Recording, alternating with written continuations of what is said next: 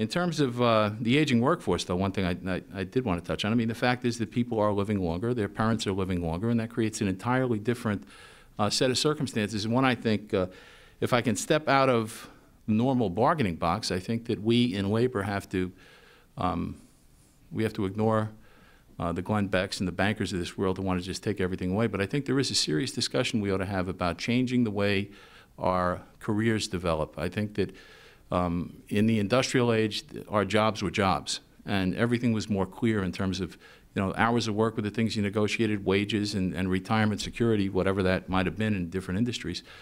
But I think we're at a point that with people living longer, some of the things we bargained for historically, which was, early retirement, getting people, one of the goals in a lot of our locations was getting people, for example, a 20 or 25-year pension. And from the worker's perspective, I'm not so sure that's something that's as important as trying to develop their skills during their careers so that as they age, and in our industry it's impossible to drive a bus for 40 years. Well, I shouldn't say impossible. There are probably 3 or 4 people that have done it. But what happens is that, when you hit the road day after day, your body breaks down, and you get to a point where your option in transit, for example, is either, retire or die, or live in agony.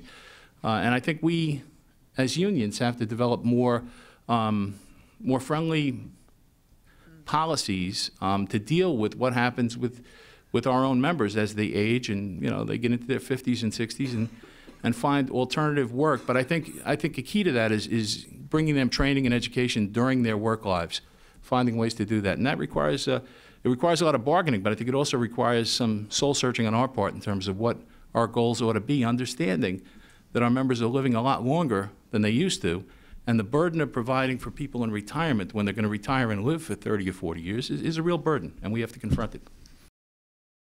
In the intercity bus industry, the Greyhound members of our union in 1975 were the highest paid bus drivers in America. In Canada, where deregulation has not occurred, they remain very highly paid. But in the United States, their salaries have been cut by 2/3 over the course of the last 30 years. Half of the people who work driving buses and fixing them at Greyhound have no health care insurance. They live lives like nomads. They go to work, and this may be something common in the airline industry. I'm not that familiar with it. But they go to work not knowing what city they will sleep in. And when they end up in a different city, they often do not know what day they will return home. I mean, if you want to talk about a job that absolutely has, that strips you of your ability to have a family life, that's one of them. The average size of an American bus company is 3 buses. Intercity bus, and let me tell you what that means. That has very serious consequences for the American people. Every time I wake up and hear a story about a bus that slid off a highway, rolled off a cliff, or whatever, I know with absolute certainty that there's about a 98% chance that one of 2 things happened. Either mechanically that bus failed or the driver fell asleep at the wheel. And both of those are directly tied to the fact that there are no more rules of the road, there is no more regulation, so that a bus driver in America, in order to earn a living, has to work 100 hours a week. And I'm not kidding you. That's how it is. An intercity bus driver, right? The average size of the bus company is 3 buses. Therefore, it is impossible to adequately capitalize a bus company so that you can run it safely.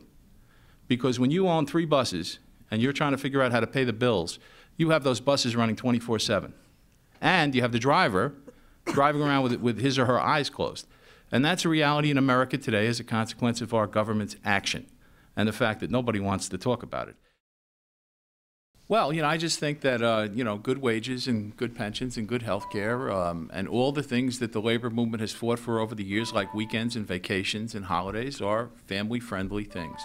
I think, on the other hand, we just haven't gotten far enough. And I think we've now hit a roadblock where they're trying to take away the foundations of our working lives. So, the real question we have to answer is what kind of society do we want to live in, and how much are we willing to fight for those goals?